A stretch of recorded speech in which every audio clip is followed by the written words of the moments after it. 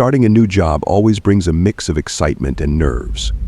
This summer, I found myself working at a historic estate turned museum in New Orleans.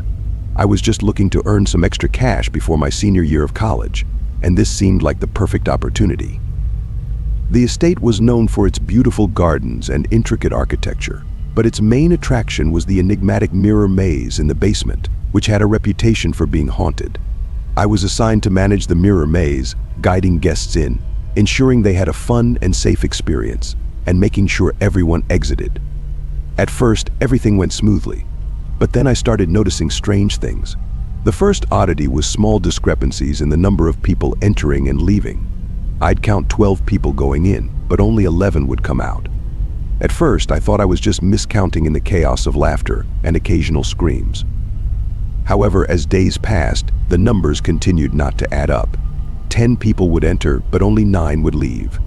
7 went in, 6 came out. Was I going crazy? Something was definitely off, and I couldn't ignore it much longer. One particularly busy afternoon, a stunning brunette caught my eye as she approached the mirror maze. She seemed out of place amidst the museum's usual crowd, and couldn't have been much older than me. I did a double take as she handed me her ticket and flashed a smile before disappearing into the maze. I resumed my duties, but my attention was divided as I kept an eye out for her exit. Minutes turned into what felt like hours, and I began to worry. Groups who had entered after her were starting to come out, but there was no sign of her. Concerned, I decided to investigate. Locking the entrance door behind me, I stepped into the dimly lit corridors of the mirror maze. As I navigated through the reflective labyrinth, I noticed a barely visible seam in one of the mirrored walls. Curiosity got the better of me, and I pressed against it, hearing a distinct click. To my astonishment, a hidden door swung open, revealing a pitch-black hallway. Shocked, I knew I had to report this to my supervisor, but first I needed to see where it led. With my phone's flashlight guiding the way, I ventured into the dark corridor. The end of the passageway led to another door, which opened to a concealed exit leading back to the museum grounds. This discovery made me feel somewhat relieved. At least now I had an explanation for the missing guests. They must have stumbled upon this secret exit by accident, assuming it was the correct way out. Despite this revelation, I couldn't shake the feeling that something was still wrong. I decided to keep exploring the maze instead of returning to my post immediately. In another room, I found a similar faint seam on the wall. Once again, I manipulated it until it clicked open. This time, the door revealed a ladder descending into darkness. The putrid smell wafting from below made me hesitate, but the thought of that girl possibly being down there drove me to climb down. The further I descended, the worse the smell became. At the bottom, I was met with an unexpected sight: a damp, silent tunnel that seemed to stretch endlessly into the darkness. I knew this couldn't be part of the original house. My rational mind screamed at me to turn back, but my curiosity pushed me forward.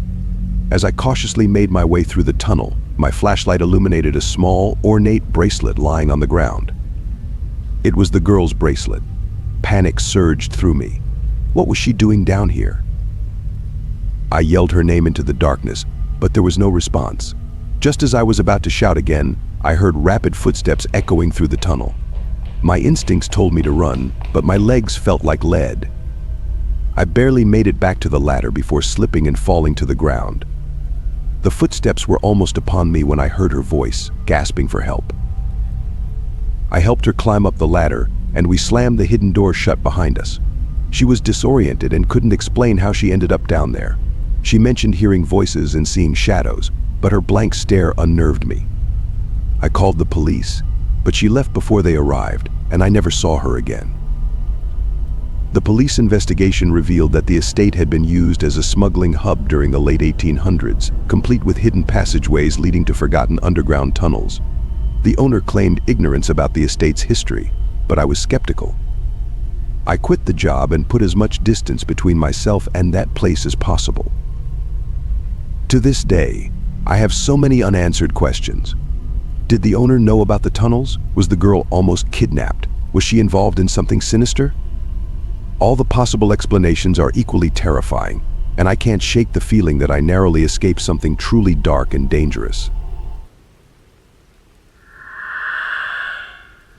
Ever since I was a kid, I've been enchanted by carnivals. The dazzling lights, the thrilling games, the sheer unpredictability of it all. Many might find them odd or childish, but not me. Growing up in a small town in Indiana, there wasn't much to do, so whenever the carnival came to town, I was there, absorbing every bit of the excitement. Even now, 20 years later, I still love the carnival atmosphere. However, what I'm about to tell you didn't diminish my affection for these events. I must have been around 9 or 10 when this happened. I was a bit of a bookworm, often found in the library, leading up to the spring carnival, diving into whatever piqued my interest. One day, while perusing the dusty history section, an old book on our town's history caught my eye. As I flipped through the pages, a small, faded slip of paper fluttered out. To my amazement, it was a ticket for our local spring carnival, dated over 15 years ago. Finding something like that felt like winning a mini lottery, and I was thrilled.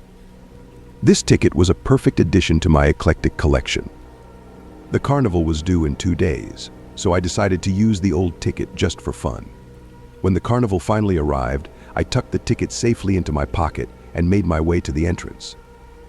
The air was filled with the sweet scents of cotton candy and popcorn, and the carnival was as lively as ever. When I handed the ticket to the booth attendant, his face went pale, his eyes widening before he forced a smile. "Enjoy your evening," he said shakily, handing the ticket back without punching it. His reaction was unsettling, but I brushed it off, thinking he was simply confused by the old design. I wandered around, played some games, and enjoyed a funnel cake. But I couldn't shake the feeling that something was off. I felt eyes on me, and the carnival employees kept casting strange glances my way. Eventually, I approached an elderly man running the ring toss booth and showed him the ticket. Unlike the booth attendant, he didn't hide his shock. He glanced around nervously before leaning in closer. "Where did you get this?" he asked. After I explained, he told me a chilling story from 15 years ago, about a young carnival worker named Ryan who disappeared, leaving behind only a ticket like mine. Since then, strange things had plagued the carnival every time it came to our town. I was skeptical, but intrigued. The old man insisted I get rid of the ticket, but I couldn't part with such a cool souvenir. His demeanor changed, becoming almost desperate, and he lunged at me, trying to grab the ticket. Startled, I backed away and decided to leave. The joy of the carnival was ruined, and I headed home, the ticket burning a hole in my pocket. In the days that followed, my luck took a nosedive. I missed the school bus, had a nasty bike accident, and my best friend accused me of stealing his favorite baseball card. My mother lost her job, my brother broke his leg, and our family pet died. It felt like a dark cloud had settled over us. I couldn't help but remember the old man's warning. One rainy afternoon, after another rough day at school, I took out the ticket and stared at it. Fed up, I grabbed my raincoat and boots and headed to the creek behind our house. Standing at the water's edge, I tore the ticket into tiny pieces and watched them get swept away by the current. Things started to improve almost immediately. My friend found his baseball card and apologized. My mom got a better job, and my luck seemed to change. Whether it was all a coincidence or if the ticket was truly cursed, I couldn't say. But I learned to be more careful about what I picked up and brought home. Despite everything, I still don't believe in the supernatural, and my parents say I imagined it all because I was so young. But even now, it's hard to explain everything that happened. Guys, thank you for your attention. Subscribe and like this video. It will help the channel grow. See you soon.